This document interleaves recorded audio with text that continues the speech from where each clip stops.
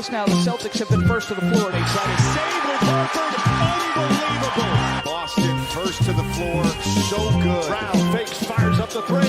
Bang! Tatum dives on the floor. Everybody dives. Jaylen Brown with the flush. Blocked by Porzingis. He's doing it all. Tatum spinning, driving, layup. Washington drives. Blocked by White. Oh, what a block from Derek White.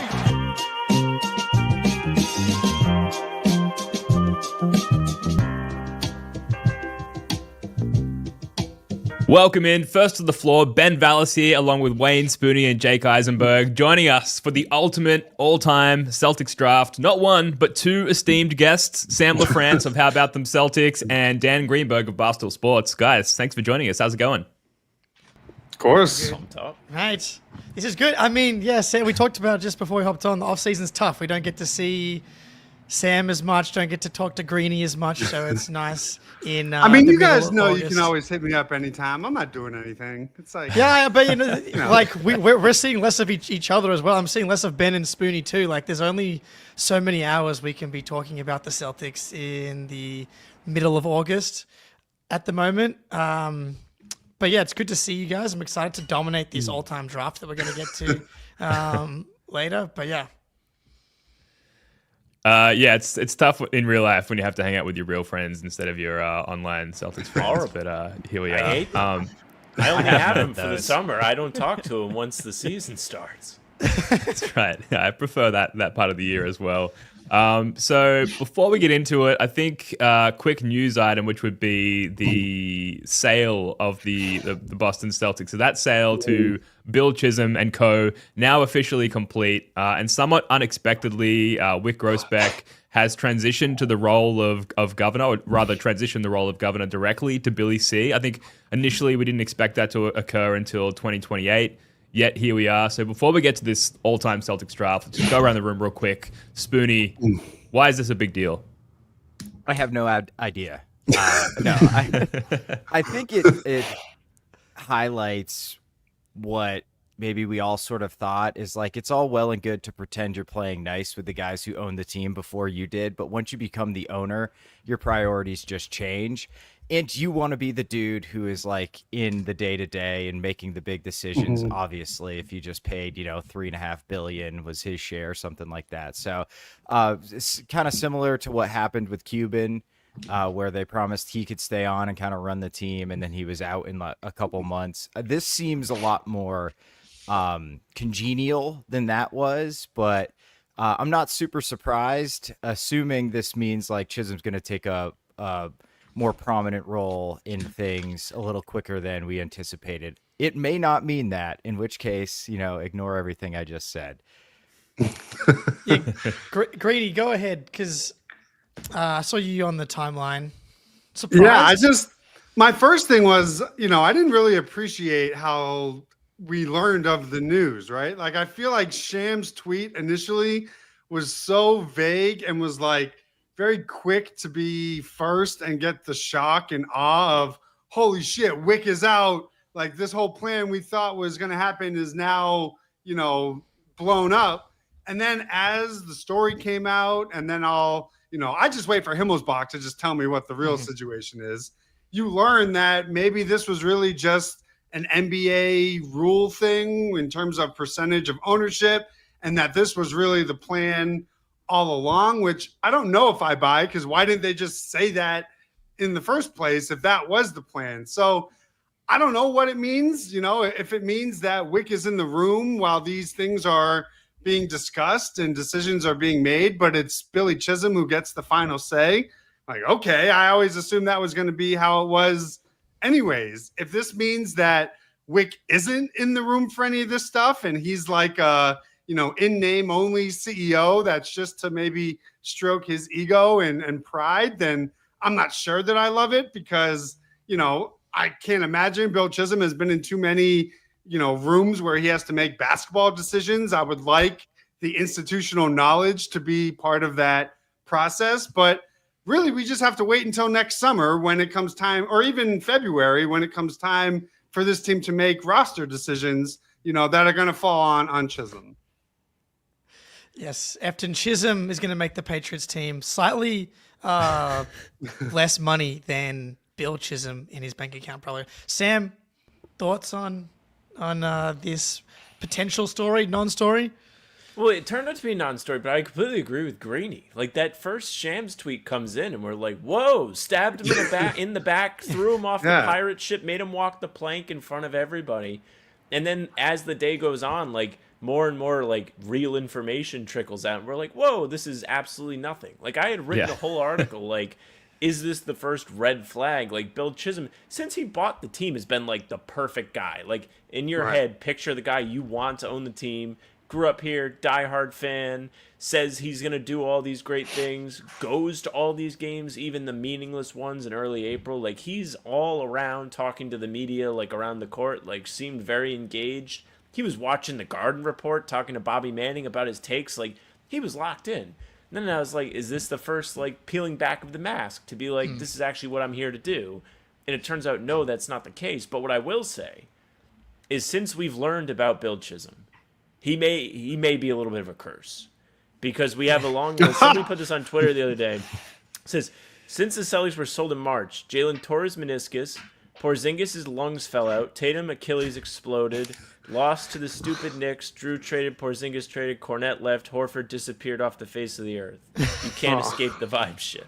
Shout out to Mike Dyer 13 for this. And he was at the Tatum Achilles game. He was at the Sacramento game where Sabonis slid under his foot, and I believe he was at the Tatum wrist game as well, game 1 of the Magic series. So don't love that. I guess he can't curse Tatum any more than he already has next season. But yeah, the real test will be if the Iron Man, in Pritchard and White, if they start getting hurt, then I think we may have to do a little Kyrie Sage situation in the arena. So the rule was, like, if you own less than 15% of the team, you have to be, you can't be the official governor, essentially, and that was why it changed.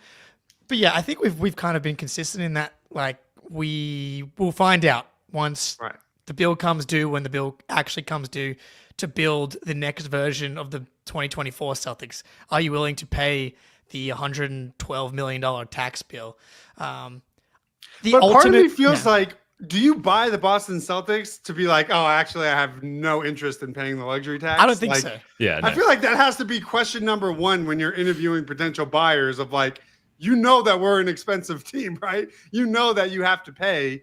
So I just can't. And if they are able to save him some money this season in a down year, it's like, okay, Billy, we saved you $300 million last year. It's time to now pay up and re-put that into the team. Yeah, I hope. Totally. It makes both financial and basketball sense to cut all types of salary this season. So that makes sense. I did think it was funny that Wick's title is now alternate governor.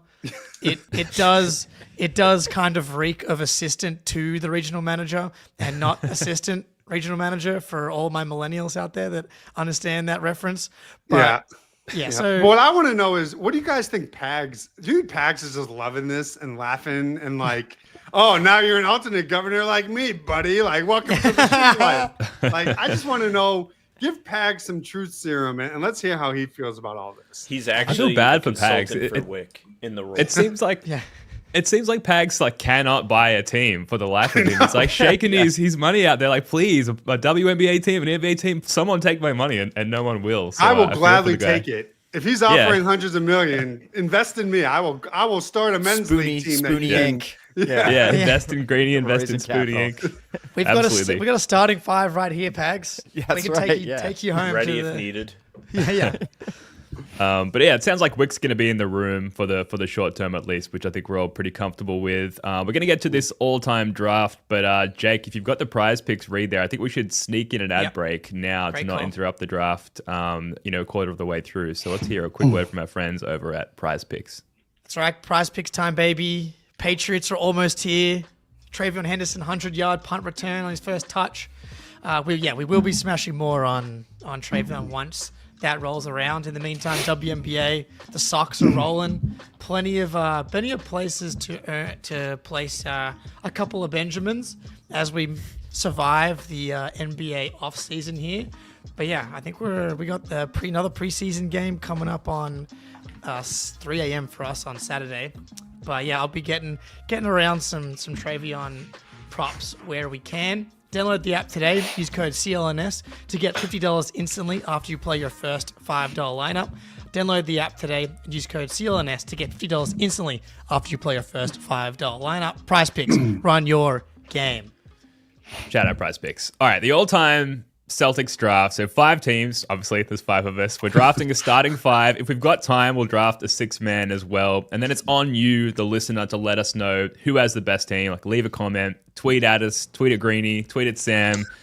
Comment on YouTube, comment on Spotify, which you can do now. Leave us an Apple Podcast review. However you want to get in touch with us to let us know who drafted the goat-iest team of goats.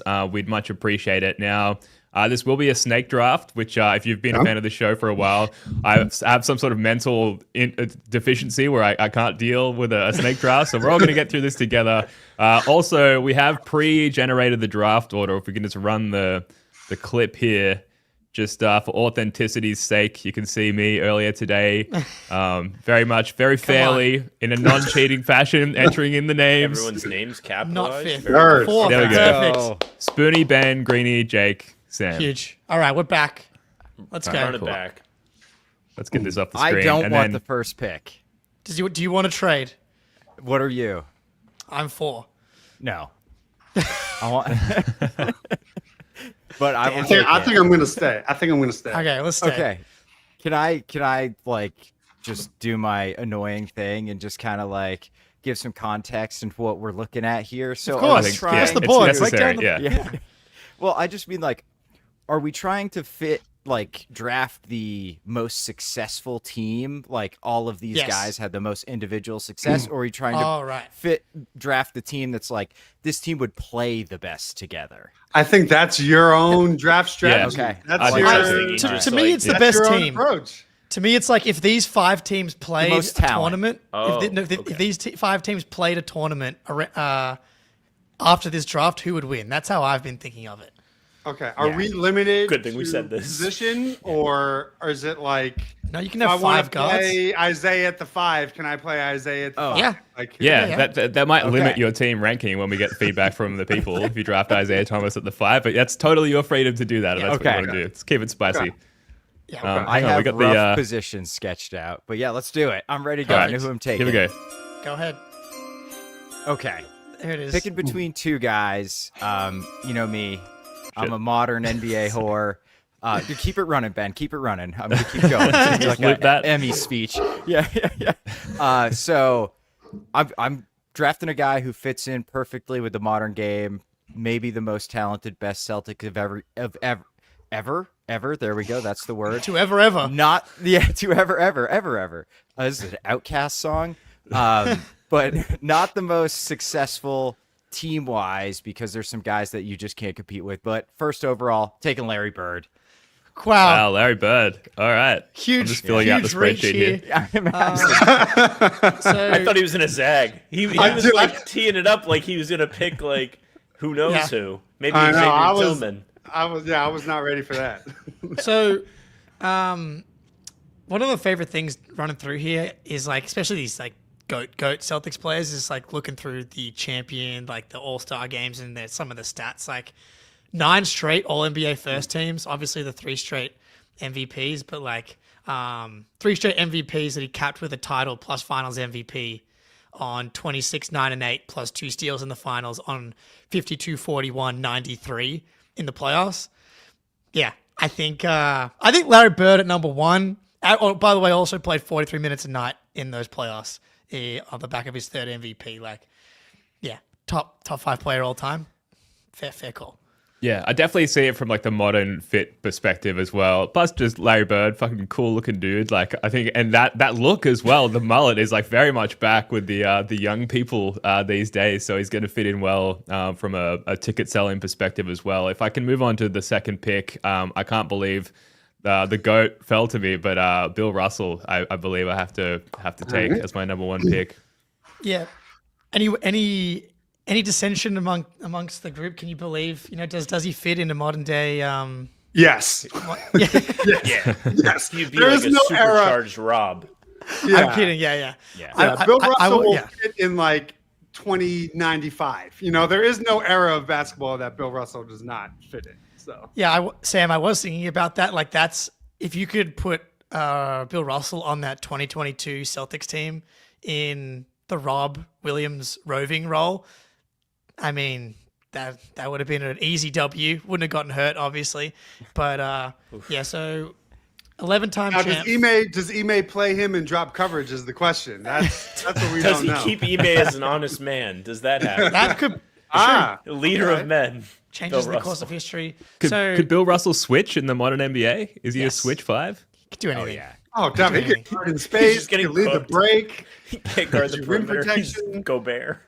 So You have arguably the greatest Game 7 elimination player of all time. Like, Yeah, That's- I'm feeling good about the that's- pick. yeah, Steph Curry meet Bill Russell. I think it's a would be decent fit. a fun thing to look at. So 5-time MVP. In the 62 playoffs, he played 48 minutes a night. It's a lot for those playing at home. Averaged 22 points, 26 boards, and 5 assists for an entire playoff run. And in the 61 playoffs, averaged 29.9 rebounds per game, which some of the stats, they're A lot just of missed awesome. shots in those days, but It's awesome. I think Russell, the passing too, people really don't talk about a ton, but just like the way he infected your team with his unselfishness, with the ball movement, it was like people were like, "Oh my God, we've never seen a man that tall pass before." So, yeah, Bill Russell definitely fits in the modern NBA. He'd be like the rich man's Bam Adebayo, which is like, I mean that in the fullest compliment possible, which is like an MVP level player. Yep. Sure. right. Greeny. At number 3, now you guys may remember it's a very famous quote. I think it's actually for the Uncle Drew video or movie promo. Bill Russell game. himself said that at the end of the day, this game is about getting buckets, and no Celtic has scored more points than my man Hondo. So I'm taking Hondo at 3, all-time leading scorer. I think in the modern NBA, he would obviously develop a 3-point game. He's versatile. He's a bucket. We're going to have to score. I want a go-to guy. So I'm going Hondo and his 26,000 points. Yeah, you can't go It's the right wrong. pick. You can't go wrong. I thought there was just 2 choices here, and all morning I'm like, as long as I don't get the 5th pick. So sorry to Sam LaFrance here. This feels targeted. Yeah, like Bill Russell, Larry Bird. A clear tier 1 to me, Larry Bird, Bill Russell. I think Hondo, you could argue, is in a tier alone here. But as far as like building a team, there's another guy that I think positionally, ceiling in the playoffs, versatility wise, that is really hard to match past this point, and that's Jason Tatum. Yep. That's Jason Tatum. Did not think he was right. going to make it back to me. Yeah, like I Yeah. think you have to take Bill Russell where Ben was, but Larry, Hondo, and Tatum now allow you to build your team in basically any way that you want. Right. Because Hondo was like the original Tatum, or Tatum is kind of molded in the Hondo image in that played a ton of games, played a ton of minutes, played every position, could just do everything for you. Like even Bird never had the heights of Tatum in the playoffs as far as scoring goes. 50 plus, but Hondo 54 points, career high in the playoffs against the Hawks. It was a round 1, game 1 game, so you can't put it on the same level as Tatum 46 or 51 in game 7. And I always forget his career is funny because like he didn't make All NBA first team until he was 30 years old, and then he made 4 straight. Again, same as Tatum making 4 straight. But so that's can't go wrong with Hondo there. But Tatum, give me the dude that can play every position. Yeah, I think that's Now huge. you're picking pre-Achilles Tatum. I would. I was going to imagine. say, 20, is that 20, is your 25. team having a About gap this. year Go this year, post. Jake? Go post Post, Achilles. I'll take post. I don't care. Pre-post, Yeah. during, Love that. whatever. Chuck him out there today. He's good to During. go. Walking up the stairs in Providence, Tatum on Jake's Yeah. team. Let's go. All All right, right, Sammy boy. Sam 2 picks LaFrance. here. I'll pick these guys. I'll pick Paul Pierce and Kevin Garnett. Oh, Wow, efficient drafting. a chemistry. Talk us through your strategy here. Well, KG was probably like if we're talking like best available, there are other players who are going to get picked that are right around that range, but he was a borderline MVP level guy. Defensive Player of the Year in 2008. Pierce wins the Finals MVP. He's second to Havlicek in scoring in Celtics history, so you're going to get your buckets too. And Pierce has had like a good amount of experience playing on mediocre to bad teams, so having good players on his team will really help him fit along very well. I'm in the 5th pick spot. Yeah. What do you want? I mean, that's great value in my opinion. Good value. Yeah, dude. Yeah. Great To value. get and like you get a chemistry boost, like when you're playing FIFA Ultimate Team and the two guys played on the same team. Mm-hmm. Like I think you get the 08 chemistry boost by bringing these two guys together. I mean, you got the Defensive Player of the Year when he played for the Celtics, 3rd in MVP. Like this dude was the guy. And Pierce, I mean, like the wing spot on the all-time great Celtics, like. I think you again maybe another tier break It's break a after. tough nut to crack, and that's honestly what makes Tatum so impressive is that he's already cracked it, and he's only been a Celtic for what 8-9 years. It's arguably their deepest position, I would think, but I'm sure we'll figure that out. But I think they are just so loaded historically at the wing, even dating back to like the 50s and 60s. It's wings are the key to winning basketball, I think, is the takeaway. Yeah, and I think the best wings have all gone now with Pierce. I think at his best, able to guard better than people think. So back to me rude here. Of you to overlook James Young, in my opinion. A little rude, but little rude. Where's Ugo going, Jake? Yeah, Ugo. Spanish Kawhi up next here. So RJ in the chat here is onto it, Sam, but he went KG, which I think is totally maybe more versatile offensively. But I'm taking Cowens. Taking Cowens, the 72-73 MVP in a year where he won over Kareem, Tiny Archibald, Wilt. Havlicek, I believe, was 5th that season as well. 21.16 rebounds on the season, leading the Celtics to 68 wins. Now, could some argue that he shouldn't have won that MVP over Kareem, who had 30, 16, and 5 and led the Bucks to 60 Ws? I would just point to 68 wins in a championship for David Cowens and the Boston Celtics. So, so I think and again, these elite big men. No, there's no more MVPs on the board. So Cowens, Tatum, we're good to go. You say that. I would like to pick someone who almost made a top 3 in MVP, if I may. I'm going to run up to the board. I'm taking Kevin McHale. I mean, what are we doing? The fact that he torn made it back to between me him and is KG.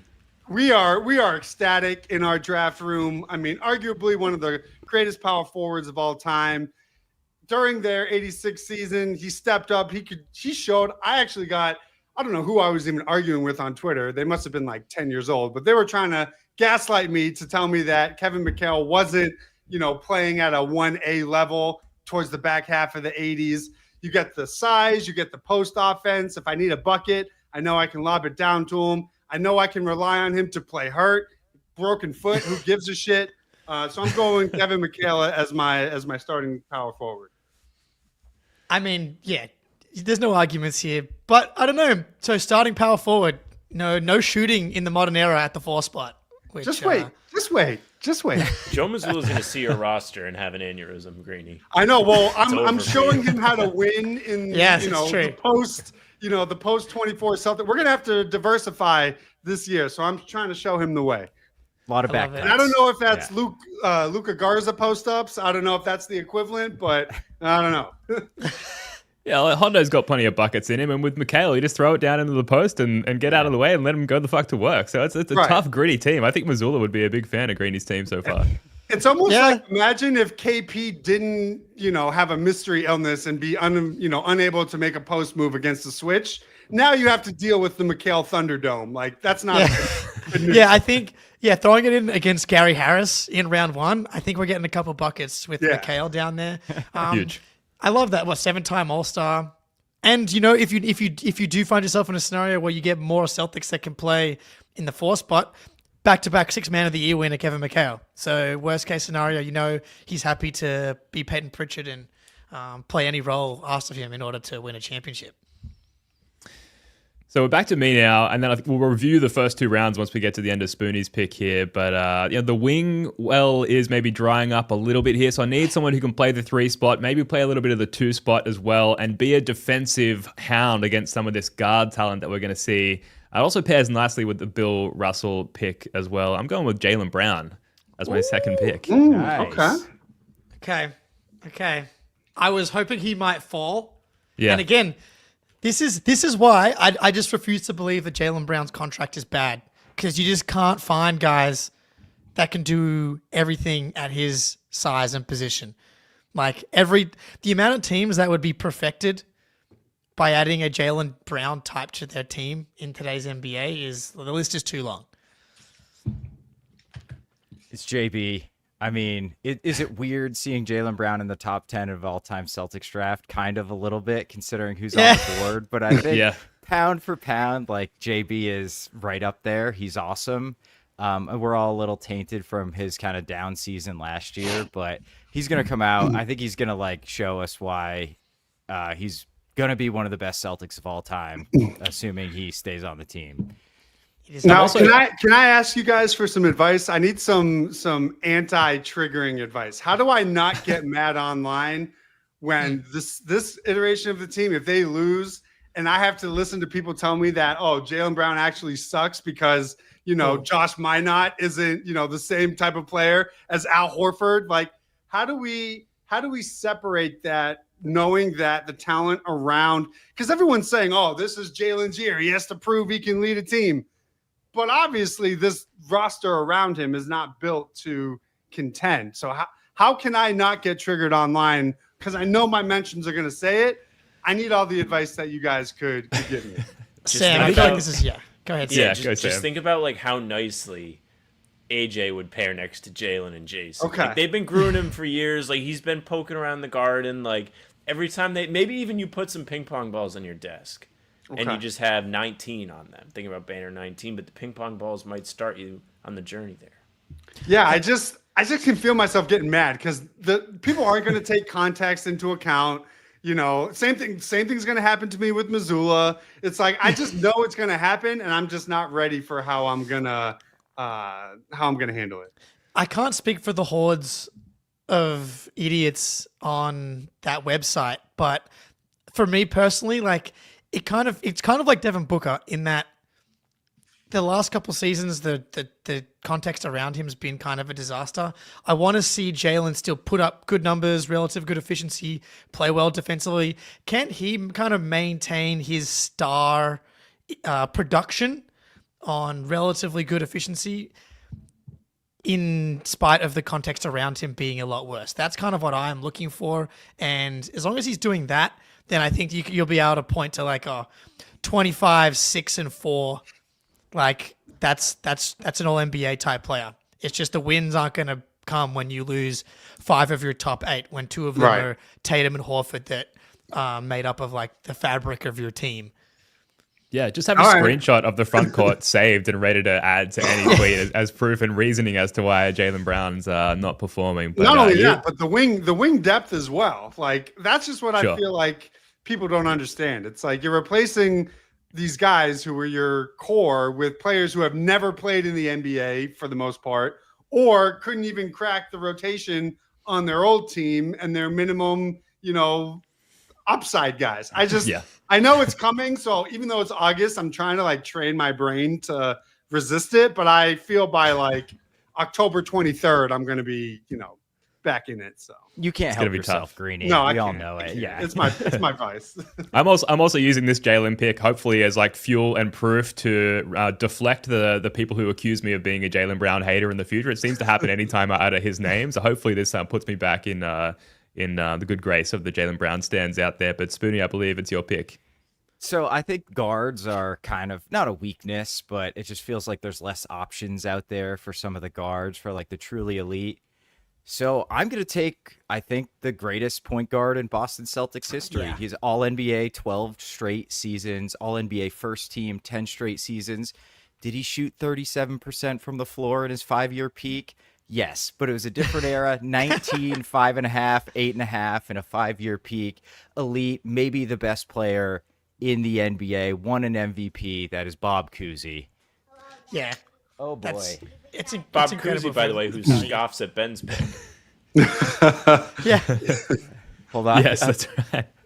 Yeah. My son is here, so give me a second. But Yeah, no worries. Yeah. You're good, Anyway. Spooty. You're good. He's like, terrible pick, Dad. Yeah. Dude Yeah, didn't there's have always, no left hand. always going to Did be you a hear risk. Bob Cousy talk? Oh, never mind. Did you hear? Never mind. I fucked it up. Stepped on the joke. You're good. There's always going to be a risk me in in me drafting Jaylen Brown that I would look very foolish immediately afterwards with Bob Cousy being the next pick, and that is Yeah. exactly what's happened, Jake. Yeah, look, the league leader in assists 8 years in a row might have an argument ahead of Jaylen Brown. You know, Bob Cousy won an MVP. Again, obviously it was a different era. But yeah, look, there's a chance Jaylen Brown would have made it back to you, considering that Spoonie already had his like lead big wing in Larry Bird.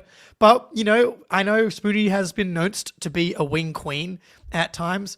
I know that with Cousy, maybe to Sam's point here, is that you're going to get a guy that's outspoken, going to speak his mind, keep the fellas in. And maybe it's best to keep Jalen and Cousy off the same team at this point, Sam. Maybe. Yeah.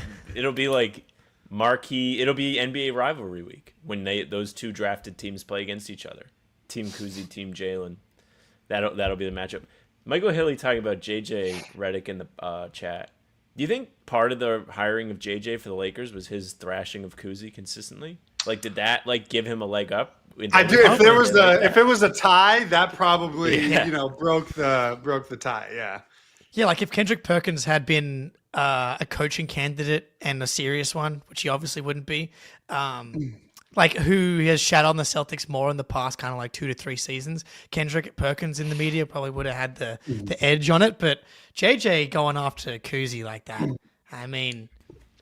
Perk on the Now, let me sideline ask you, I imagine all-time we're fun. all aligned in terms of like, you know, we are all full steam ahead on the tank, but Yeah. can we agree that the one game they have to win is when they're in LA and they unveil the Pat Riley statue?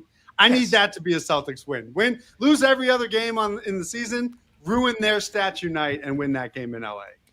Oh yeah, we got to go 6-76, and you win the 2 games against the Lakers and the 4 games against the Knicks. Right. And then you can lose every other game as far as I'm concerned. I'm good to go. All right, so we've completed the first 2 rounds. Before we snake back to Spoonie for pick number 1, Spoonie, welcome back. We had a little family visitor. I think that's a first. We've managed to go so many years into the pod without one of our kids hopping on the show. Are you all good for this game time read? I've pulled it up myself to do it in case you're expecting another interruption. All right. I hopefully am okay for now. But yeah, let's hit it. All right, game time, Spoonie. Football season is upon us. The Mountaineers hired their coach from 20 years ago to bring back the glory days. I'm a bit skeptical, but I am absolutely going to be at Mountaineer Field. And you know how I'm going to get in the door? Game time. It's super easy to get tickets. You just hop on the app, search for the game or team you're looking for, and you're shown all the available tickets and all the best deals right on your phone.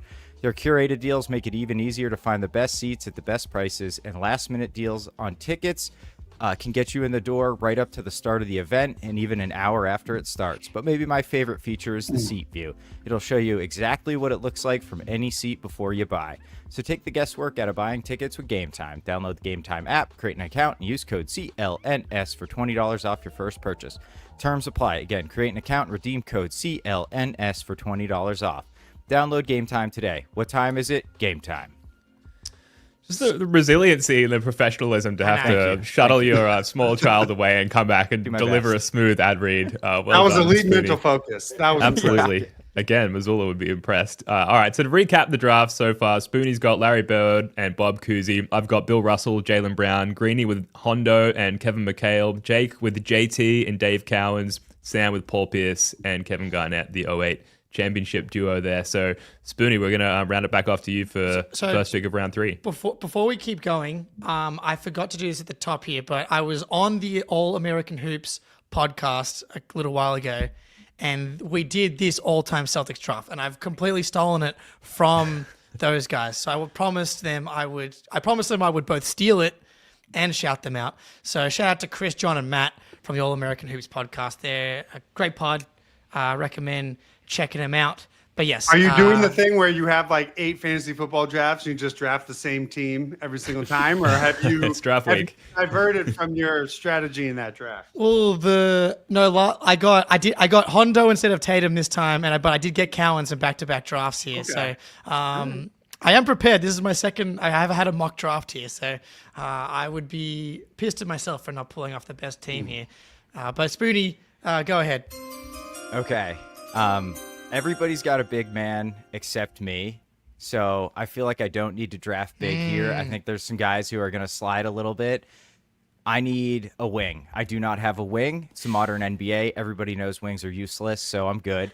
But I'm going to go with Ray Allen. Ray Allen, Classy. Larry Bird. I love Ray. I high-fived him when they played a preseason game at UMass's Mullins Center. Didn't wash my hand for 24 hours. One of the best moments of my life. Ray, 3 All-Star games in Boston, even though he was only there for 5 years. Like, you know what it is with Ray. A little bit of ball handling. One of the greatest shooters of all time.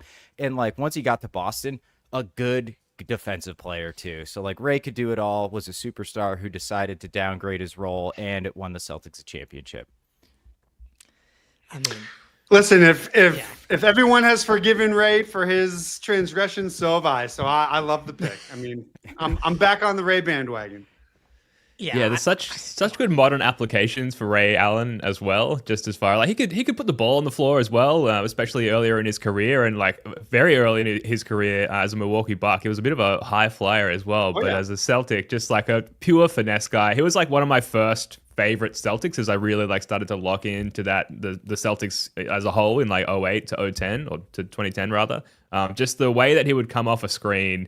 And threaten the defense, and just how smooth he was in doing so. I just love the play style there, and I love how Doc continued to put him in that position, just running him off those curls and floppy actions and things like that, and Ray getting 3-point buckets. Yeah, love to hear it. Any other Ray thoughts before we move on to the next pick?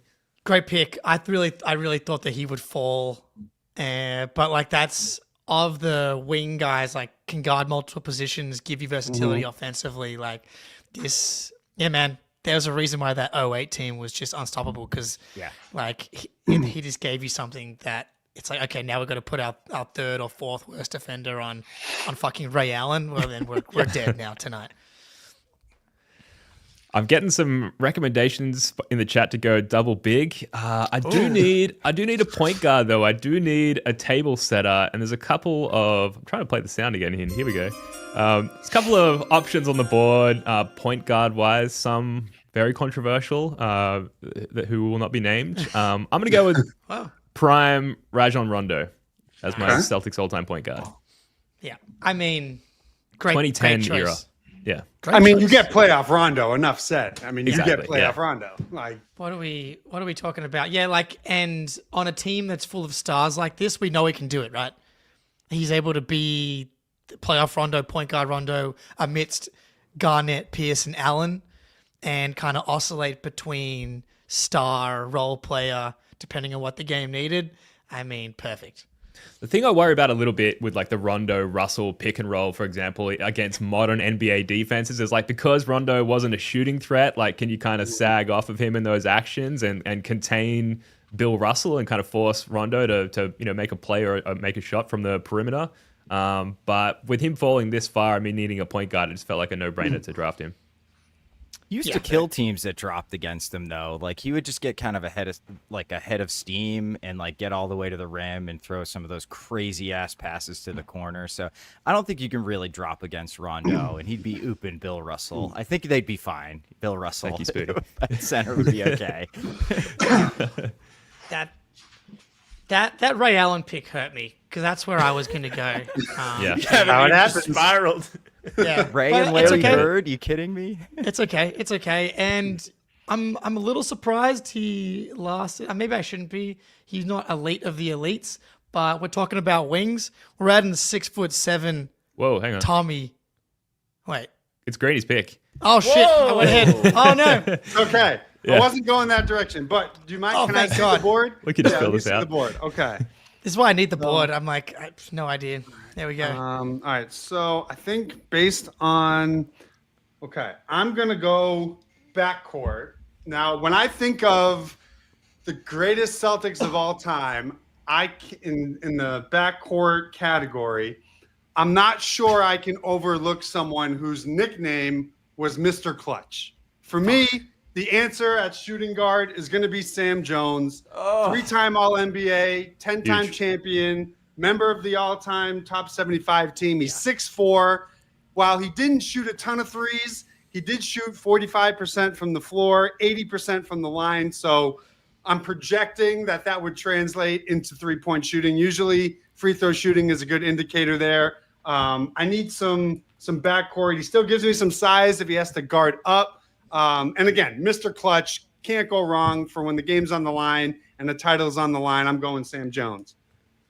Had a peak of like mid-20s, 5.5, 3.5 for a long time. Sam Jones was like bucket getter, defender, just an awesome pick. Underrated player, I think, too, these days. Like, I really didn't know a ton about him until I was prepping for this draft, and I was like, holy shit, he was good. Yeah, he's a sneaky one because he was obviously on all those teams, the Russell Celtics. Like, you don't really think of him, but again, Mr. Clutch, like, you got to have him.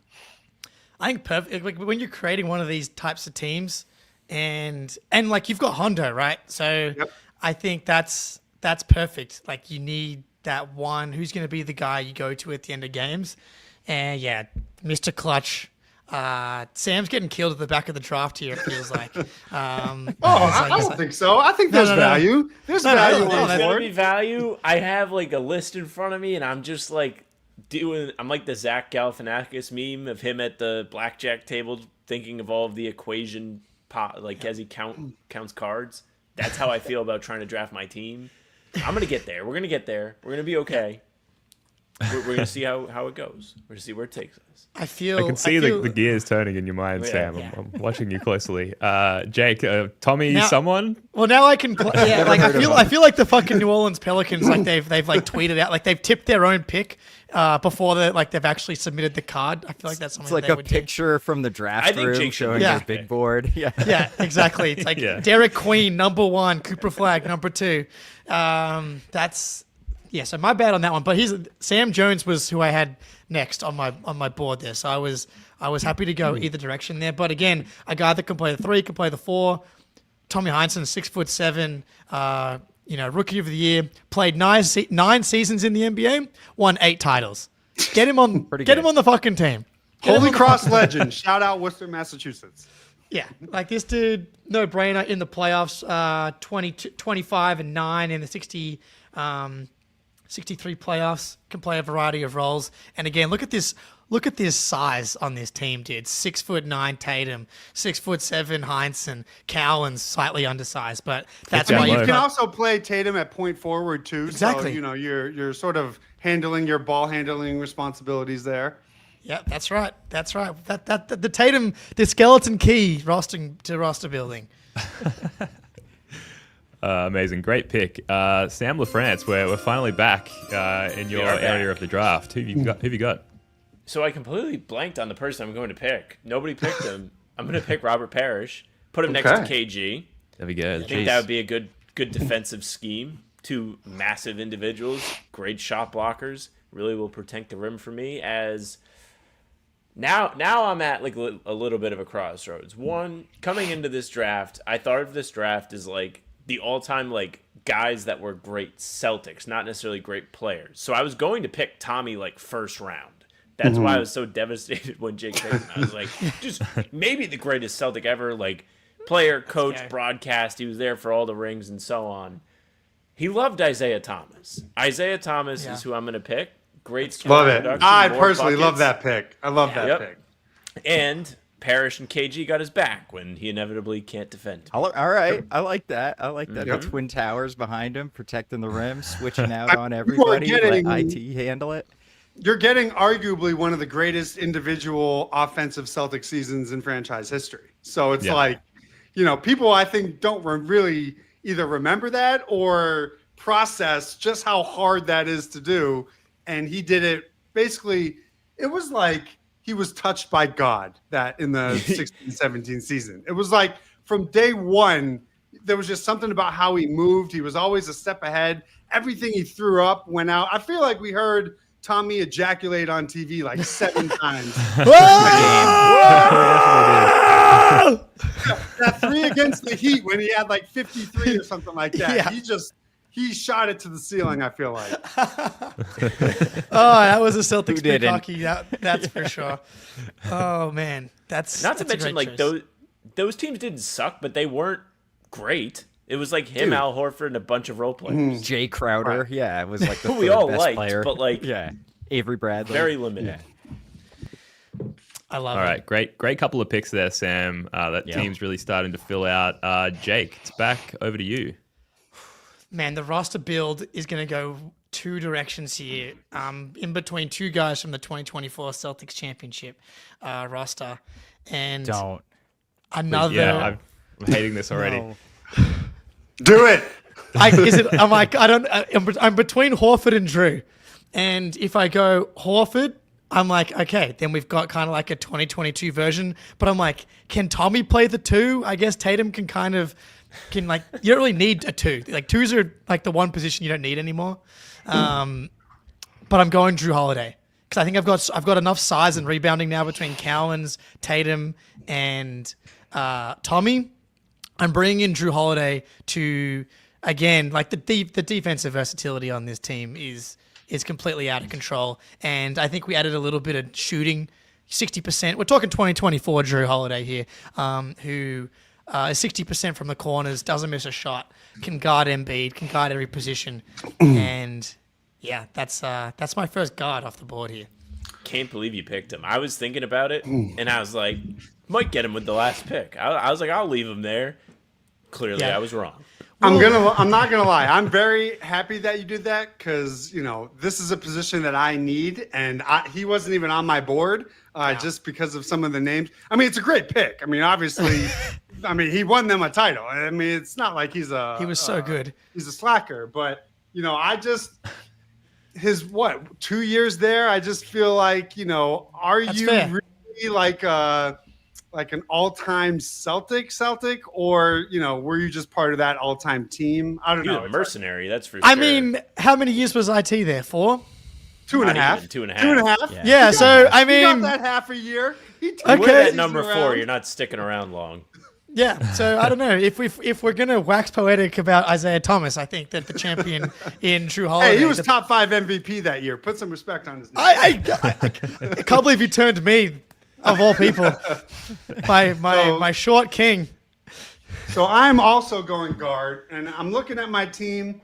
I want a connector. I want someone who, got the trust of Larry Legend himself. I'm going Dennis Johnson to be my starting point guard. Gives me defense, gives me scoring, gives me clutch, the ultimate connector, got good size. Obviously another, all-star, all-NBA, was a finals MVP, some 9-time all-defense. So that sort of shores up my perimeter defense because, Hondo and Mikhail might be a little bit slow in space. So give me DJ for my starting guard this round. Great pick. I mean, Yeah. yeah. The lack of shooting may be a concern. I think one thing we didn't lay down, not to shit on DJ because it's fucking awesome, but like one thing we didn't lay down is like what era is this team? Are these teams playing in? I suppose they're all just playing against each other in this weird hypothetical. So maybe the shooting is less of a concern. Like some of those modern traits are less of a concern. Jake, Sam, any thoughts on the pick? Yeah, I mean, you can't go wrong. I feel like Drew Holiday, Dennis Johnson, Derek White all fit into that category. Like 5-time All-Star for Dennis Johnson. Like Derek White's probably going to give you like the most offensive firepower of the 3, like this version of Derek White. Drew Holiday only 2-time All-Star, but I just really valued that defensive versatility. But I mean, what are you talking about? Dennis Johnson. Yeah. Like Ultimate connector. Yes. I mean, if he's good enough for Larry Bird, he's good enough for me. It's basically how I live my life. So, It's a good take. That's a tattoo waiting to happen. All right. So just to show the board here, so I'm gonna work through my thinking here. I might draw some heat here, but obviously Bill Russell, great backbone defensively at the 5. I've got Jaylen Brown. He's my 3 in this scenario, and Rondo is obviously my point guard. So I do have a 4 that I need to pick and a 2 guard, and I'm very happy that this person has fallen to me, and I'm excited about the defensive versatility that my backcourt offers once I draft consummate winner Derek White as my 2 guard. The lead blocking a guard in the league last year, I believe, and I think he adds a defensive spice to my team alongside Rondo, who in his prime was an incredible defender as well. Little small, but we can address that with the final pick. But look, now I would I'm really specify. Are you going? You're going bald Derek White, because there's a difference between bald Derek and Derek with hair. I think you want bald Derek. Absolutely, no question. Okay. I'm sorry that it had to be said, but absolutely, bald Derek White. I actually submitted a question to his podcast, which he will not answer, but I asked him about: did he feel the superpowers after he shaved his head, or did that later become apparent to him that he had gained those superpowers? So I'll never answer that question, but I'm dying to know. Yeah, the summer that he shaved his head, he was playing in some open run. And someone tweeted me a video of him like posterizing someone off the dribble. And I was like, what the hell did we just unlock? Yes. By him just committing to it and getting rid of it. It's like Jake became the greatest podcaster of all time. Derek White became the greatest 2 guard, of all time. I have to run. Sorry, guys. I really have to run. So let me get my last 2, because I'm up twice, right? Yeah. I'm Give real it mad to at us. Al Horford and Twan. Yeah. Peace out. Dude. No. Yeah. Tough. The Al Horford pick, like, again, and that's been the secret to the whole last 4 years of the Celtics has been the versatility piece. And Al Horford, specifically 2022, Al Horford, like, he was ready to win a title that year. He shot 50% from 3 in the finals. In that playoffs, I remember from Synergy, he was giving up 0.65 points per possession in switches. He was one of the best switch bigs in the NBA, was able to shoot threes at like a ridiculous clip, and could also help you protect the rim. Like that player unlocks everything for a team. And yeah, I was like, it doesn't matter which team he ends up on. If you get Al Horford, especially at that point in the draft. God, that really just screwed me, him taking those 2 back to back. That's tough. Who else did he get? He got Horford and who? Oh, And, Twan. Twan Walker. Yeah, that was he was a late addition to my board. I had almost forgotten him. But yeah, as far as like wings go, you forget how high up on some of like the lists he is. Like he's 15th all time in scoring for the Celtics. I think he's top 10 in triple doubles as well at 5. Like he was a stalwart, and again the wing scarcity thing, the piece of this. Finding 6'7" dudes that can do a little bit of everything. It's I'm scrambling now because though I needed a 4, and it was Horford and Twan that I was like, one of these guys are gonna fall to me. And Spoonie's like, I gotta go, but here's like I'm just making these 2. They're off the board, baby.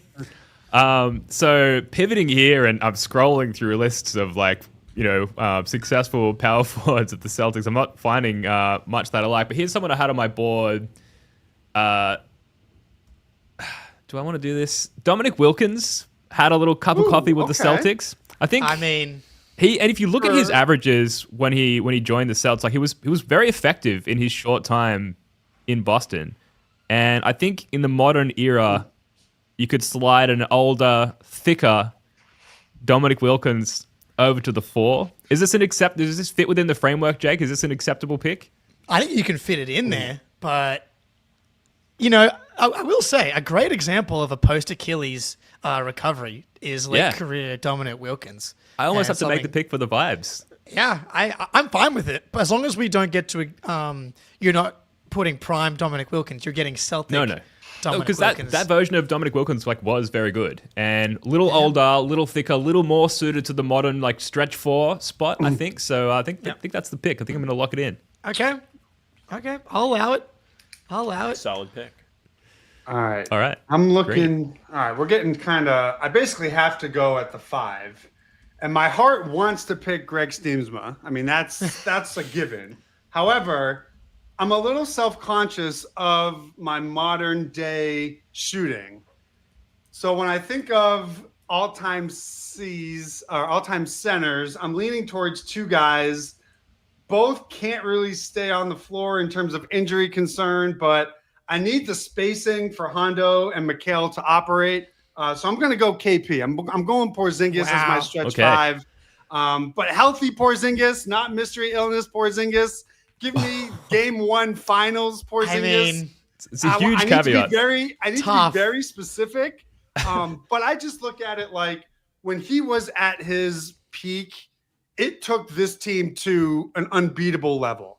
And I think that's what I'm going for. I'm going for the ultimate cheat code that can unlock everybody and take them to a level that my opposition just simply cannot match, knowing that I'm only going to have him for like 50 games before he dies of a mystery illness. I'm still going KP because I look at my roster. I want the shooting. I want the mismatch. Good free throw shooter, good rim protection to help out, with Mikal there as the Twin Towers. So I'm going KP. I think you just undermined the integrity of your entire roster. I know, but I had. Didn't need to do it at all. But I mean, because what other big man? I guess there's one obvious one. But I don't know if we want to spill picks. If anyone else needs a center, I mean, show the board. I'll say the other person I was considering. I'm not picking a center. So okay, yeah. Go on. Unless you're also not picking a center. For me, it was between KP and Walton as my starting center because I want Walton's passing and all that stuff, but I look at my roster and I need the spacing. I need the 3-point shooting, which is why I ultimately leaned KP. Both are injury risks, but I'm not going to let this recent playoff run spoil his upside and his what he brought when he was healthy and on the floor. Yeah, you did back yourself into a corner a little bit with this one because as much as I love Bill Walton, I mean, again, two injury prone guys, but at least with Bill Walton, we can point to the 86 season, whereas with Porzingis, you have to say game one of the NBA Finals. No, but he was still good in 24. Like that's not. I know we're all a little upset with how things ended, but like. You have to remember, it was a religious experience watching the 24 team at their peak. Correct. And knowing that we had come up short so many years prior to that, and then Brad was like, we need this guy as our missing piece. And then he turned out to be the missing piece in terms of his skill set.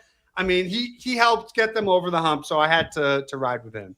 And while Bill Walton did play 80 games in 85-86 season, he only played 19 minutes a night.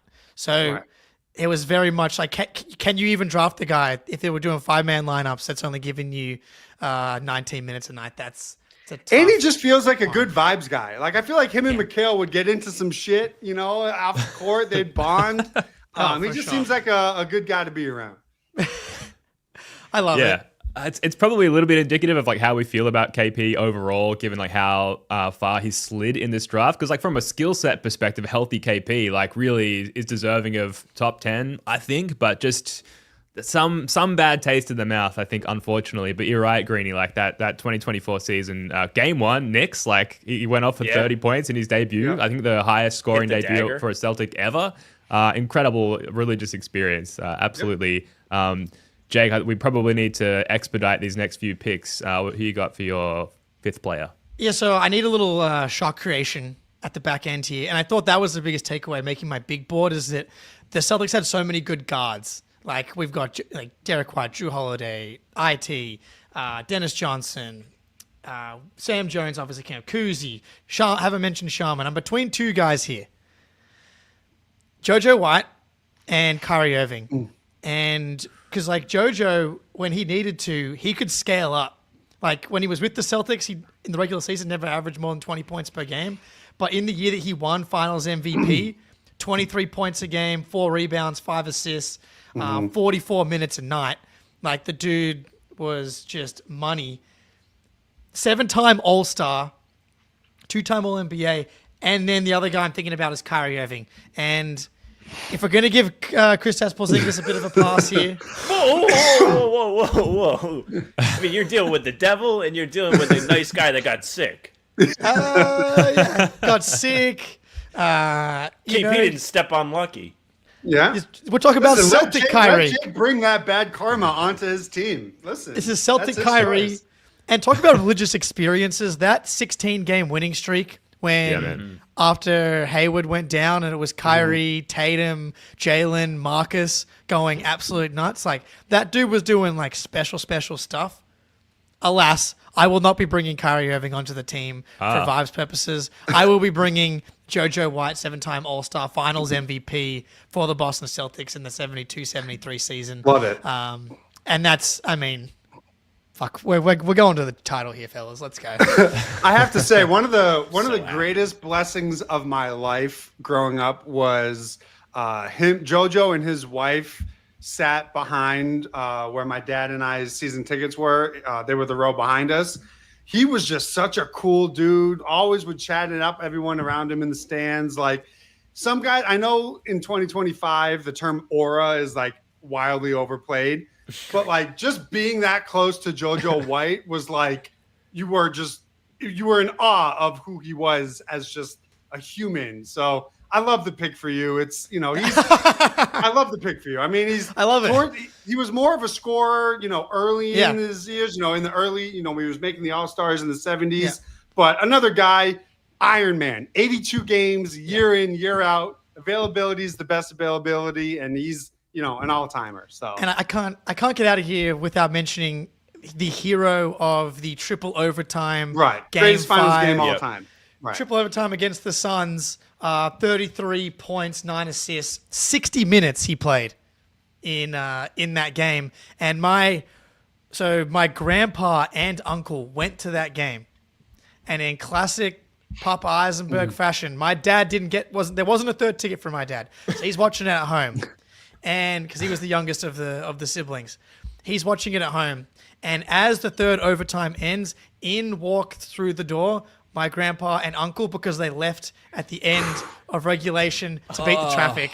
Oh my god, dude! I would not tell a single soul that story. I would take that to the grave. I would lie. That's like bad karma on the podcast. You might have lost some credibility. You might have to they change won. Your name. They won the game. So if anything, they did them a favor by changing the energy inside the stadium. So arguably the opposite. I subscribe to that. That's an amazing piece of first of the floor lore as well, Jake. I'm amazed that we've gone this far without hearing that. That's incredible. Now, we were thinking about doing sixth man. I think we're probably out of time, so you'll just have to imagine who the best addition to each team is. But Sam, with the final pick of the draft, who have you got for us? I didn't know if I was going to get the pick. I was like, this might team. And that's it for everybody. Sam's got to roll out 4 players in this tournament. That's right. I am so happy because I was afraid it would bite me in the ass. I almost picked him last time. I didn't do it. I'm going to take Reggie Lewis. He was going to be my sixth man. Yep. I had him. Yep. Just think he could be a great secondary bucket getter next to Pierce and Isaiah. Yep. I mean, not to say that KG can't get his own too. Just think he fits really well, good length. Was meant to be the next guy up before tragedy struck. I think he's a good fit on the squad. Very happy with it. Yeah, he was a late addition, but again, to the wing, the dearth of wings, like another 6'7" dude that can get buckets. Like, what could have been? I mean, he was the chosen one. Obviously, later Len Bias became the next chosen one, but Reggie Lewis. I mean, all signs pointed to franchise cornerstone. So at the last pick of the draft, I'd say that's pretty insane value. Pretty good. I can just list off some guys that didn't get chosen. Bill Sharman, Silas, Cedric Maxwell, Finals MVP. That's a good one. Casey Jones. Casey didn't Jones. Get picked. Yep. Satch. Like, there's obviously a plethora of guys. Bill Loskatoff, like there's Kelly names Olynyk. out there where you know they were good, but for whatever reason, like just because of the age group that we're in, the era that we've followed, like you just don't have a connection with them. And despite the accolades, despite the stats and the proven winningness, it's like it's difficult to add those names. I think that's what I found anyway. Yeah, I love it. Yeah, I feel like I love this maybe. from RJ. Can you show the Give us the board. We have RJ's 5-man team of everybody not picked. Tiny Archibald, Paul Silas, Cedric Maxwell, Marcus Martin, Rob Williams were on my board as well. 2022, Rob. Oof. I think, I look at mine. The older demographic may lean more towards me. I think I'm just sort of assuming they would develop into the modern play style. I do like Spoonie's team. I think he's got good balance, but I don't know. The Horford Twan back to back really just threw me off because I was taking Twan and I was gonna move Mikal to the center, but wasn't meant to be. Obviously, you've got Horford out there, so your defense is always going to have a relatively high floor. But Antoine Walker, playoff defense, Bob Cousy, we're hunting him every possession. That's true. We are hunting him on the perimeter. That's true. Yeah. So I think from that perspective, maybe like if in the weak link era that we find ourselves in 2025, I think there's like you're not attacking anyone on Jake's team over here. Same could be said as Greeny's team and Ben's team. I mean, this is the beauty of being the Celtics, is you can fill out five teams, guys. They're just nasty. So do the Hornets next week.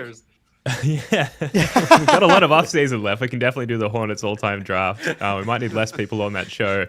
I don't think Bill Russell's letting me lose. Grant Williams didn't make, true. Yeah.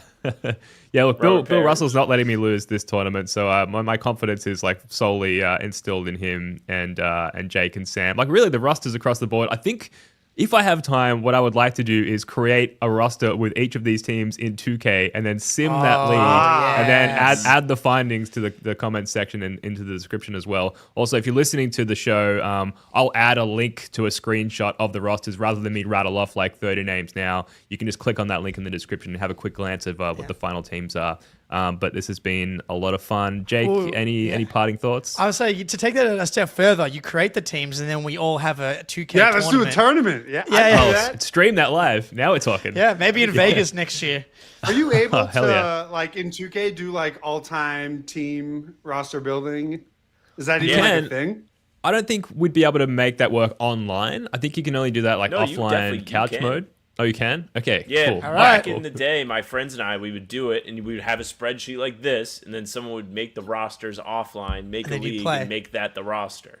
That's awesome. Listen, I'm already committing to it. If someone wants to put in the work, because I'm not going to do it, but if somebody else wants to do it, I will participate. I gotta buy a PS5, but it'd still be totally worth it. Yeah, it's cross-platform as well, so whether you're Xbox or PS5, we can make that happen. Oh, that sounds like fun. All right, well, watch this space for that one.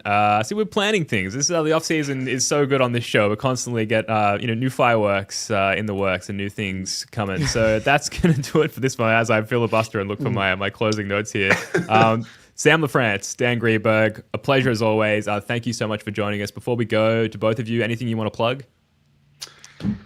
Just the blog. Hit me up on Twitter. Read the blog. Interact like always. I'm surprised you're not at the beach house this weekend. Oh yeah, I'm a little old for that. I feel like it's I'm in bed by like 9 o'clock. I'm old now, so it's entertaining though. So everyone tune into that as well. If you're into some trashy reality TV, I mean it's revolutionary, but it is maybe my ASU days, not so much now in my washed up days. So let's go.